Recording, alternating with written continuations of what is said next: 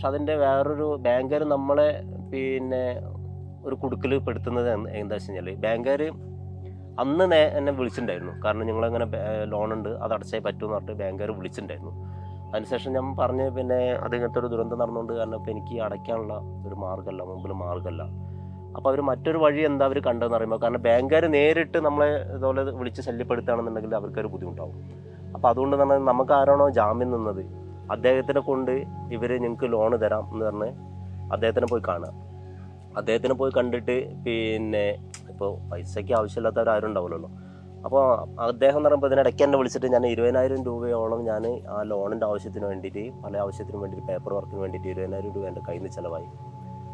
അപ്പോൾ ബാങ്കുകാർ ഇദ്ദേഹത്തോടും കൊണ്ട് അത്രയും പേപ്പർ വർക്കുകൾ ചെയ്യിപ്പിക്കുക.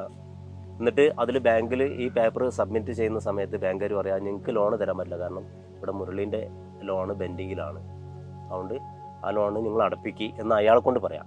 അങ്ങനെ അദ്ദേഹം എന്ന് പറയുമ്പോൾ നമ്മൾ എൻ്റെ ഒരു സുഹൃത്താണ്. അപ്പം എൻ്റെ നേരിട്ടുള്ളൊരു അവസ്ഥയാണ് ഞാൻ പറയുന്നത്. എൻ്റെ ഏറ്റവും വേണ്ടപ്പെട്ട സുഹൃത്താണ്. പക്ഷെ അയാളെ കൊണ്ടൊരു മുഷിലുണ്ടാക്കുന്ന ഒരു അവസ്ഥ എനിക്കുണ്ടായി. അപ്പോൾ ബാങ്കുകാർക്ക് ഡയറക്റ്റ് ചോദിക്കാൻ പറ്റുന്ന അദ്ദേഹത്തിനെ കൊണ്ട് ചോദിക്കുക. അപ്പോൾ അദ്ദേഹം പറയുക എന്തെന്നാലും വേണ്ടില്ല, എനിക്ക് എൻ്റെ ആവശ്യം നടക്കണമെന്നുണ്ടെങ്കിൽ ലോൺ കിട്ടിയേ പറ്റുള്ളൂ, നിനക്ക് ഞാൻ ജാമ്യം നിന്നുകൊണ്ട് എങ്ങനെ ഒരു ചതിയിൽ എന്നെ കൊണ്ട് പെടുത്തരുത് എന്ന് പറഞ്ഞിട്ട്. പിന്നെ അത് കഴിഞ്ഞിട്ട് ബാങ്കുകാർ എന്നെ വിളിക്കുന്നു, മുരളി ഇങ്ങനെ എന്താ സംഭവിച്ചു. ഞാൻ പറഞ്ഞു ഇങ്ങനെയൊക്കെയാണ്, ഞങ്ങളുടെ ആദ്യം പറഞ്ഞല്ലേ, ഇത് ശരിക്കും എന്ന് പറഞ്ഞു കഴിഞ്ഞാൽ നിങ്ങൾ പിന്നെ നിങ്ങൾക്ക് ഡയറക്റ്റ് ചെയ്യാൻ പറ്റാത്തൊരു കാര്യം നിങ്ങൾ അയാളെ കൊണ്ട് ചെയ്യിപ്പിക്കുന്നല്ലേ. അങ്ങനെ അവരടുത്ത് പറഞ്ഞാൽ എന്ത് പറഞ്ഞിട്ടും കാര്യമില്ല, കാരണം ഇദ്ദേഹത്തിന് ലോൺ ആവശ്യമാണ്. അയാൾ എന്നെ നിരന്തരം വിളിച്ച് ബുദ്ധിമുട്ടാക്കുന്നത്. കേരള ബാങ്ക് വടുവഞ്ചാൽ.